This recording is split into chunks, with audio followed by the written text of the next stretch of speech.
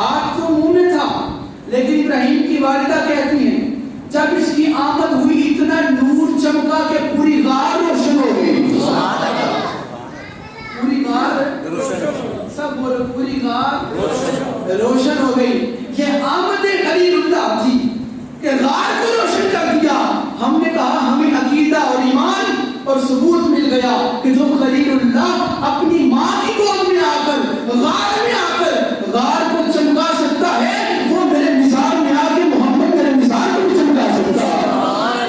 یہ مخلوق کی آمد نہیں کہ خلیل اللہ کی آمد ہوئی. اور حضرت ابراہیم علیہ السلام کہتے ہیں میں ازل سے ان کفار کا، ان بت پرستوں کا دشمن ہوں.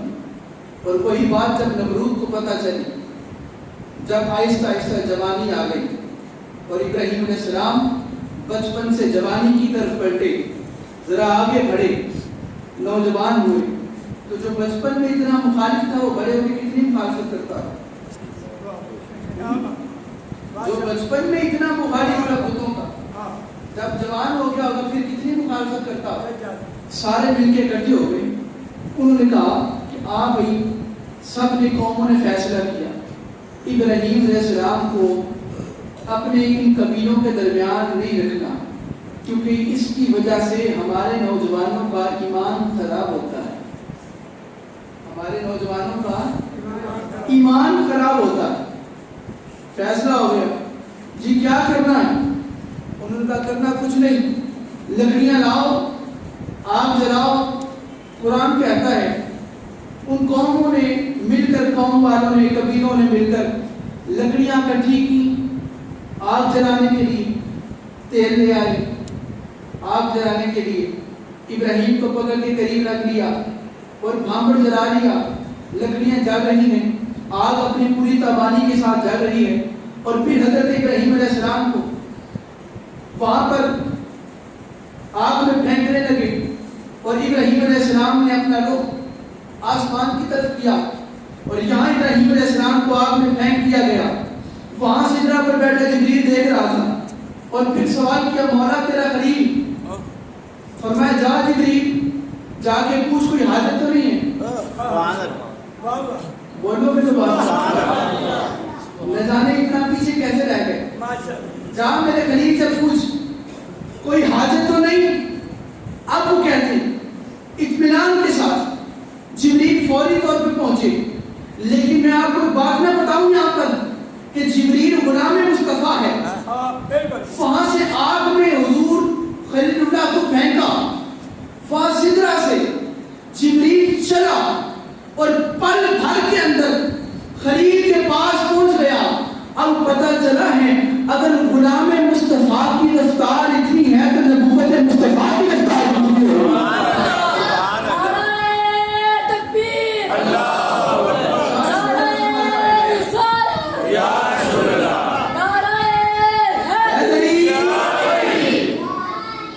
یہ تو رفتار تھی غلام کی،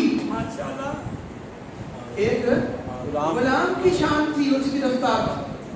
حضرت ابراہیم صاحب کہتے ہر لگا حاجت یا ابراہیم، ابراہیم کوئی حاجت ہے تو بتاؤ میں تمہاری حاجت مانے جاتا ہوں. حضرت ابراہیم علیہ السلام کہتے ہیں اطمینان کے ساتھ مجھے کوئی تجھ سے حاجت نہیں، تو پیچھے ہٹ جا، تجھ سے زیادہ میرا رابطہ اس کے ساتھ پہلے سے ہے. وہ جانتا ہے مجھے کیا چاہیے اور وہ مجھے دیکھ رہا ہے، یہی میرے لیے کافی ہے. میرے لیے یہی کافی ہے. اب وہ دوسرے کہتے ہیں کہ دیکھا حضرت ابراہیم علیہ السلام نے وسیلہ نہیں مانگا. توجہ ہے؟ اگر ہے تو ذرا میری طرف دیکھو. وہ کہتے ہیں دیکھو نبیوں نے وسیلہ نہیں مانگا، تم کہتے ہو ہم وسیلے کی ضرورت ہے. تو قرآن سے نہیں پوچھنا چاہیے. قرآن کہتا ہے وَابْتَغُوا إِلَيْهِ الْوَسِيلَةَ، اس کے لیے، اس کے راستے میں چلنے کے لیے، اس تک پہنچنے کے لیے وسیلہ تلاش کرو. نبیوں نے وسیلہ نہیں مانگا. امت ہو کے تم کیوں مانگتے ہو؟ ہم کہتے ہیں تم امت ہی رہو، جبریل نہ بنو. وہ نبی تھے اور جب امت کو وسیلہ چاہیے ہوتا ہے وہ انبیاء کا وسیلہ ڈالتے ہیں، اور جب انبیاء کو وسیلے کی ضرورت ہوتی ہے وہ جبریل کا نہیں مصطفیٰ کا وسیلہ ڈالتے ہیں.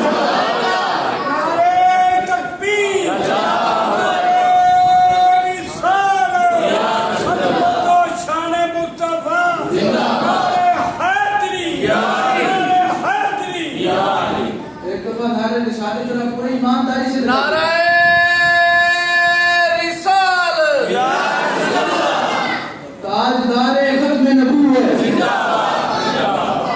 ایک حدیث پاک ہے حضرت بابا جی خادم حسین رضوی وہ لوگوں کو زبانی یاد کروا کے جانتے ہیں وہ یاد کروا کے گئے ہیں من سب کا نبیًا فقتلو، جو کسی نبی کے بارے میں بکواس کرے اس کی گردن اتار کے رکھو۔ یہ کسی مولوی کا فرمان ہے؟ نہ نہ، یہ فرمان مصطفیٰ ہے۔ گستاخ رسول کی ایک ہی سزا، سرطن سے جدا، سرطن سے گستاخ رسول کی ایک ہی سزا۔ پتہ نہیں ہمارے ایمان اتنے ٹھنڈے کیوں ہو گئے۔ اس بی بی نے انڈیا کے اندر بیٹھ کر مودی کی پارٹی نے ایک بی بی تھی، اس کا میں نام لینا پسند نہیں کرتا بدبخت عورت، اس نے حضور پاک کو معذرت گالیاں بھی دی، حضرت سیدہ عائشہ کی بھی گستاخیاں کی، اور وہ گھومتی جا رہی تھی، خاموشی نہیں ہو رہی تھی۔ میں نے کہا پتہ چل گیا لعنتی کے ماتھے پہ نہیں لکھا ہوتا وہ لعنتی ہے، اس کی حرکتیں بتاتی ہیں وہ لعنتی ہے، اور اس سے بڑا لعنتی کون ہے جس نے میرے رسول کو گالی دی؟ ہاں وہ گالیاں دے رہی تھی اور اسے شاید یہ پتہ نہیں یہاں کے مسلمان پاکستان کے ریلیاں نکال رہے ہیں، احتجاج کر رہے ہیں، جلوس نکال رہے ہیں، اپنے جذبات کا اظہار کر رہے ہیں، اور وہ وہاں یہ بیٹھی سمجھ رہی ہے کہ پاکستان والے ادھر تو نہیں نہ آ سکتے، تو اسے اتنا بھی تو پتہ ہونا چاہیے نا اگر یہاں محمد عربی کے غلام ہے تو وہاں بھی محمد عربی کے غلام ہے۔ اگر انہوں نے بھی وہی کلمہ پڑھا تو انہوں نے بھی وہی کلمہ پڑھا، اگر ان کو یہ سبق ملا نا من سبا نبی فقتلوہ تو ان کو بھی وہی سبق ملا، تو بس اسے پتہ ہونا چاہیے بس ایک دن کسی مسلمان کے ہتھے چڑھ جا پھر وہ تجھے بتائیں گے کہ اپنے رسول پر جان قربان کیسے کی جاتی ہے۔ مجھے گالی دو، میرے باپ کو گالی دو، میری ماں کو گالی دو، میرے بھائی کو گالی دو، میرے بیٹے کو گالی دو، ہمارے بچوں کو گالیاں دو، ہم برداشت کریں گے، لیکن ہمارے رسول کو گالی دے دو مسلمان کبھی برداشت کر سکتا کبھی نہیں برداشت کر سکتا۔ یہ ہم بڑی پرزور کی مذمت کرتے ہیں، جہاں جہاں نوجوانوں دیکھو نا احتجاج ہو رہا ہے اپنا احتجاج ریکارڈ کرو، اس کی وجہ یہ ہے کہ ہم وہاں جا سکتے تو نہیں، تو اس لیے کم از کم اپنی آواز تو بلند کر سکتے ہیں کہ نہیں؟ یہ المیہ ہے جناب ہمارا۔ ابھی کل عامر لیاقت فوت ہو، کل ہی فوت ہے، کل عامر لیاقت ڈاکٹر فوت، پوری فیس بک پر عامر لیاقت چھا گیا۔ 3 دن پہلے اس نے حضور کو گالیاں دی، ٹرینڈ چلا ہوا تھا حضور کو گالیاں دینے والوں کے خلاف لوگ احتجاج کر رہے تھے، وہ سب چپ گیا اور عامر لیاقت سامنے آ۔ یہ ایمان کی کمزوری نہیں تو اور کیا بولو؟ کیا ہمیں ہمارے بندے حضور سے زیادہ پیارے ہو گئے ہیں؟ ہمیں کائنات کے اندر اپنی مال، اپنی جان، اپنی اولاد سے زیادہ جس شخصیت سے محبت ہے اس کا نام محمد مصطفیٰ ہے، اس کا نام محمد مصطفیٰ۔ یاد رکھیے اگر اقوام متحدہ کے اندر کوئی فیصلہ جاتا ہے، کوئی کیس جاتا ہے، تو آپ اس بات پر پورا یقین رکھیں کوئی بھی کیس کا فیصلہ ہمارے حق میں نہیں ہوگا، مسلمانوں کے حق میں نہیں ہوگا، یہ سب فراڈ ہے۔ اقوام متحدہ ہو، OIC ہو، المؤتمر ہو، رابطہ تنظیم ہو یا کوئی بھی ہو، کبھی بھی کسی نے مسلمانوں کے حق میں فیصلہ کیا ہی نہیں ہے اور نہ کبھی کرنا ہے۔ یہ سب انہوں نے اپنے حقوق کے لیے تنظیمیں بنا رکھی ہیں، ہمارے حق کے لیے کوئی تنظیم نہیں۔ اگر ہوتی تو اب تک کشمیر کا فیصلہ ہو چکا ہوتا، اگر ہوتی تو آج تک فلسطین کا فیصلہ ہو چکا ہوتا۔ کہ جتنے بار بار خاکے بناتے ہیں اور یہ فرانس والے اور کبھی گالیاں دیتے ہیں انڈیا والے، اگر وہ ہمارے حق میں فیصلہ دیتی تو اب تک ان کی زبانیں یہ اقوام متحدہ والے بند کروا دیتے، لیکن پتہ چلا ان میں سے ہمارا سکا کوئی نہیں، ہمارا اپنا وہی ہے جسے قرآن کہتا ہے مومن مومن کی جان ہے، مومن مومن کا بھائی ہے۔ ہمارا حق میں فیصلہ، ہمارے حق میں فیصلہ وہی کرے گا جو محمد عربی کا کلمہ پڑھنے والا ہے۔ یاد رکھیے ایک فقیر کی بات ہے، اس کی بھی اگر تائید کریں تو بات پہنچتی پہنچتی کہاں پہنچ جائے نہیں پتا۔ ہمیں چاہیے، ہمارے 56 ملک ہیں مسلمانوں، تو اگر 56 ملک مسلمانوں کے مل کر اپنی تنظیم بنا لیں جس طرح اقوام متحدہ ہے اور وہ اپنے فیصلے کریں مسلمانوں، کیا یہ بہتر نہیں ہے؟ بہتر ہے نا؟ لیکن میں آپ کو ایک بات بتاؤں، ایسا کبھی نہیں ہوگا۔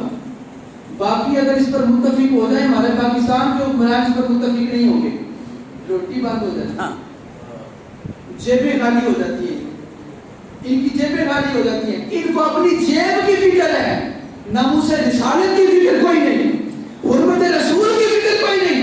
ویسے تو بڑا کہتے ہیں سیدی مرشدی یا نبی غلام ہے رسول کے غلام ہے، غلامی رسول میں موت بھی قبول ہے۔ وہ وہاں پہ بیٹھ کے گالیاں دے رہی ہیں اور ہم اپنی فیس بک بیٹھ کے ڈاکٹر احمد لیبر کی پوسٹیں چڑھا رہے ہیں، فنی پوسٹیں چڑھا رہے ہیں، ہمیں پتہ ہی نہیں چل رہا، صبح اٹھتے کام پہ چلے جاتے ہیں، وہ ہمارے آقا کو گالی دی گئی ہے۔ کون نکلے گا بھائی؟ کون احتجاج میں بات کروائے گا؟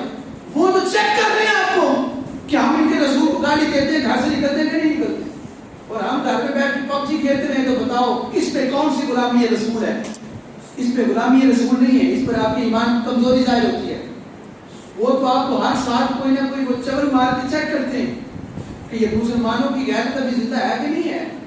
اس لیے آپ حضرات کو میں یہ پیغام دے رہا ہوں، آج بھی بڑی ریلیاں نکلی ہیں، جہاں کہیں دیکھتے ہو حضور کی ناموس کی، حضور کی حرمت کی ریلی نکلی ہے، وہاں جا کے ان کا ساتھ دو، اپنی آواز کو بلند کرو۔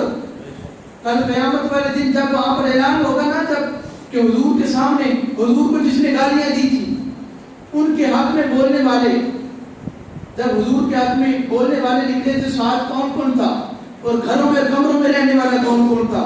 کم از کم آپ کو ان میں سے نہ کھڑے ہونا کہ جو ہم گھر میں تھے، بلکہ آپ ان میں سے کھڑے ہونا کہ جب تاجدار ختم نبوت کے نعرے لگ رہے تھے، ہم اسی گرمی کے اندر دھوپ کے اندر اپنے آقا کریم کے نعرے لگا رہے تھے۔ تاجدار ختم نبوت سماعت فرما لیں، ہمیں اس دنیا کے اندر عزت ملی ہے، روزی ملی ہے، کلمہ ملا ہے، جو کچھ بھی ملا ہے نا، اس کے اندر ہمارا کوئی کردار نہیں، فقط مصطفیٰ کا صدقہ ملا۔ پھر بولو سارے، کس کا صدقہ ملا؟ حضور کا صدقہ۔ کس کا صدقہ؟ حضور کا صدقہ۔ اتنا بڑا مجمع دواز پھر کوئی نہ دکھ ہوتا ہے، کیا صدقہ ملیا ہے؟ حضور کا صدقہ۔ ہاں جی، گستاخ رسول گستاخی کر جائے، میرے آقا جنگ پر گئے اور ایک نبینا صحابی، کیا نبینا، انہیں نظر نہیں آتا تھا، بالکل نبینا تھا، نظر ان کو نہیں آتا۔ میرے آقا جنگ پہ گئے، غزوے پہ، سارے صحابیوں کو ساتھ لے گئے، وہ اکیلا صحابی نہ تو نظر آتا تھا، حضور سے پیچھے چھوڑ گئے کہ تم ہمارے پیچھے رہ، مدینے کے اندر رہ، نہ تو تجھے نظر آتا تو جنگ کیسے کرے گا؟ اس نے صحابی نے پیچھے رہ کر سوچا کہ میں آقا کے ساتھ تو نہیں جا سکتا، دیوانوں ذرا اپنے سروں کو اٹھا کے ایک دفعہ سبحان اللہ کی صدا بلند کرو۔ سبحان اللہ۔ اس نے سوچا کہ میں حضور کے ساتھ تو نہیں گیا، کم از کم مدینے رہ کے میں کچھ تو کر دوں، ویلے رہنے تو چنگا کوئی کام تو کرنا چاہیے کہ نہیں۔ اس صحابی نے سوچا مجھے پتا چلا ہے مدینے کے اندر ایک بی بی ہے جو میرے رسول کو گالیاں دیتی ہے، شعر پڑھتی ہے حضور کے خلاف۔ اب صحابی نے پوچھا اس کا پتہ، بتایا کہ فلاں جگہ پہ رہتی ہے، اپنی تلوار نکالی، دیواروں کے ساتھ ہاتھ لگاتے لگاتے اس کی گلی میں پہنچے، اس کے گھر میں پہنچے، دروازہ کھلا تھا، صحابی اندر گئے، وہ اپنے بچے کو دودھ پلا رہی تھی، حدیث نہ ہو میں مجرم، صحابہ اکرام کہتے ہیں وہ نبینا صحابی تلوار نکالی اور حضور کی اس دشمن کے پاس وہ بچے کو دودھ پلا رہی تھی، اس کے گردن کے اوپر یوں تلوار رکھ کے دبا دی، گردن کاٹ دی، بچے کو کچھ نہیں کیا، بچہ جو دودھ پی رہا اسے کچھ نہیں کیا۔ کیوں نہیں کیا؟ اس لیے کہ اسلام فقط سزا اسے دیتا ہے جو سزا کا مستحق ہوتا ہے۔ جس نے گستاخی کی صرف اسے قتل کیا۔ اور پھر واپس آتے ہوئے ذہن میں خیال آیا، آقا سے نہیں پوچھا، پتہ نہیں حضور ناراض نہ ہو جائیں کہ تو نے میرے سے پوچھے بغیر مار دیا جا کے، پر دل پریشان ہو گیا اور پریشان ہو کے گھر آ گئے۔ حضور واپس آئے جنگ سے، فجر کی نماز ہوئی، اب بھی نہ بولو تو پتہ نہیں آپ نے کب بولنا ہے۔ حضور فجر کی نماز پڑھا رہے ہیں، فجر کی نماز پڑھانے کے بعد وہ صحابی ایک سائڈ پہ بیٹھے تھے اور اپنا چہرہ نیچے کر کے بیٹھے تھے۔ میرے آقا نے نام لے کے صحابی کو بلایا، صحابی میرے قریب تو آؤ۔ وہ صحابی کے قریب آ رہے تھے، دل میں یہ سوچ رہے تھے ابھی میری کلاس لگے گی، ابھی حضور ڈانٹیں گے، تو نے میرے سے پوچھے بغیر اس عورت کو کیوں قتل کر دیا جو مجھے گالیاں دیتی تھی، میری گستاخیاں کرتی تھی، میری ناموس پہ حملہ کرتی تھی۔ یہ دل میں خیال کرتے کرتے وہ صحابی قریب آیا، میرے آقا مسکرا کے بولے اسے واصل جہنم کر دیا، اسے مار دیا، حضور مار دیا۔ فرمایا بس ٹھیک ہے۔ اب پتہ چلا کہ گستاخ رسول گستاخی کر کے اس کو سزا دینے کے لیے اسمبلیاں نہیں بٹھائی جاتی، قراردادیں نہیں پیش کی جاتی، صحابہ کی سنت پر عمل کر کے گدرے کا بھی کہتی ہے۔ ایک دفعہ سارے بولنا گستاخ رسول کی ایک ہی سزا۔ تو جو نوجوان ابھی تک میرے ساتھ نہیں بولے، کیا وہ اس بات پر یقین نہیں رکھتے کہ حضور کے گستاخ کی ایک ہی سزا ہے؟ ہم اسے تشت میں رکھ کے کھانے اور شربت نہیں پیش کرتے۔ ہاں جی، ہر چیز معاف ہے۔ میں بھی آپ کو ایک حدیث سنانے لگوں، دیکھنے آپ کو پھر پتہ چلے گا یہ مولویانہ باتیں نہیں ہیں، یہ مولویوں کی بنائی باتیں نہیں سنا رہا میں آپ کو، یہ حدیثیں سناتا ہوں ساری میں آپ کو۔ نعرہ لگاؤ مل کے گستاخ رسول کی ایک ہی سزا۔ میرے آقا نے فتح مکہ کے دن اعلان کیا، لشکر جرار آ رہا تھا، حضور کا صحابہ اکرام کا لشکر تھا، اللہ اکبر کے نعرے لگاتا ہوا مکہ کے اندر داخل ہوا۔ سارے کافر اپنے اپنے گھروں میں چھپ گئے، وہ حضور آ گئے، محمد عربی آ گئے، اتنا بڑا لشکر لے کے آ گئے۔ اب ہماری بچت کیسی ہوگی، جان کیسے بچے گی؟ ان کو تو ہم تنگ کرتے رہے، مارتے رہے، گالیاں دیتے رہے، پتھر پھینکتے رہے، ان پر اوجریاں پھینکتے رہے۔ یہ اتنی بڑی طاقت بن کے مکے میں واپس آ گئے، اور جب وہ آ رہے تھے میرے آقا، آپ سارے اپنے اپنے گھروں میں چھپ گئے، میرے حضور تشریف لائے، اعلان ہوا۔ ترمذی کی حدیث ہے، مولوی حضرات آدھی حدیث سناتے ہیں، میں پوری سنانے لگا۔ حضور نے فرمایا سب کی گردنیں اڑا دو۔ کیا؟ سب کی گردنیں اڑاؤ۔ وہ کہتے ہیں فتح مکہ کے دن حضور نے اعلان کیا لا تثریب علیکم اليوم، آج کچھ نہیں پوچھا جائے گا، سب کو معاف کیا۔ لیکن وہ بعد میں کہا تھا، پہلے حضور نے کہا تھا سب کی گردنیں اڑا دو، اور پھر صحابہ اکرام نے تلواریں نکالی اور گردنیں اڑانی شروع کر دی، اور حضرت عباس حضور کے پاس آئے اور کہا چچا کہ آقا یہی سب ہمارے یہ رہنے والے ہیں، انہوں نے بعد میں کلمہ پڑھنے ہیں، تو آپ ان کی گردنیں نہ اڑوائیں، فدیہ وغیرہ لینے معاف کر دیں۔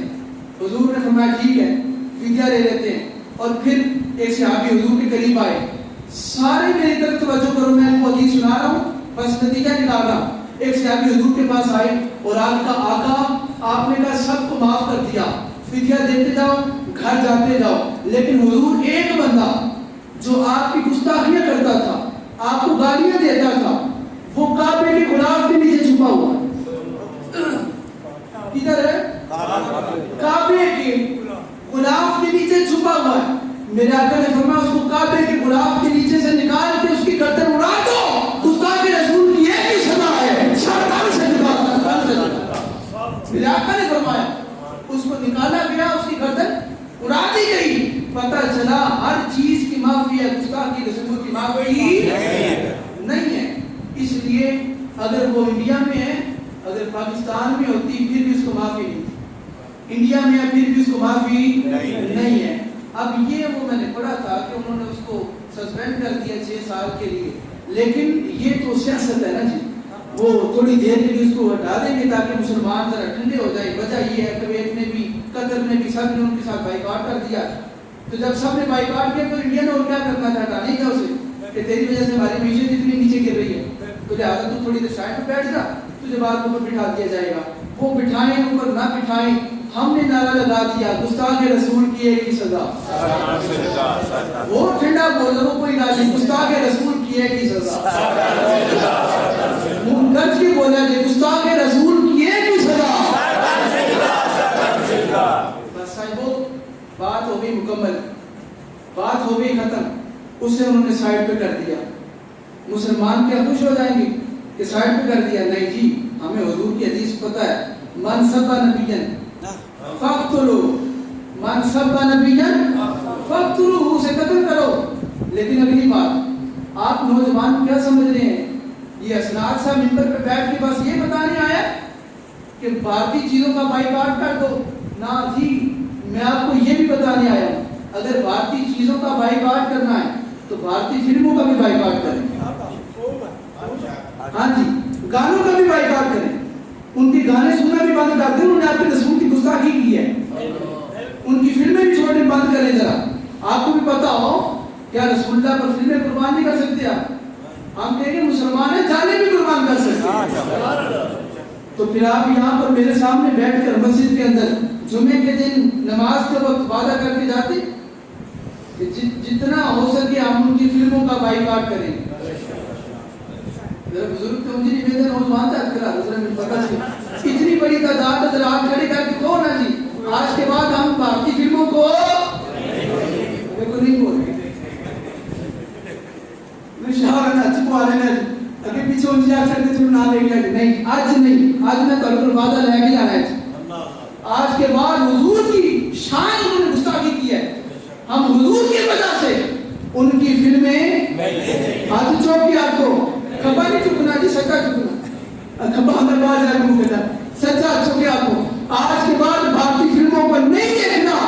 آج کے بعد ان کے گانے سننے, فلمیں دیکھنی نہیں ہے. ہمارا تن من دھن حضور کی عظمت پہ قربان ہے. سب کچھ آقا پہ قربان ہے. بیٹی آقا پہ قربان ہے. مال آقا پہ بولو تو صحیح ہے یار. مال آقا پہ جانے آقا پہ والدین آقا پہ ہمارا تن آقا پہ ہمارا من آقا پہ ہمارا سب کچھ کمری والے تجھ پہ قربان ہے. اس کی وجہ کیا ہے؟ اس کی وجہ یہ ہے جو بھی ملا ہے اس کے سب سے ملا.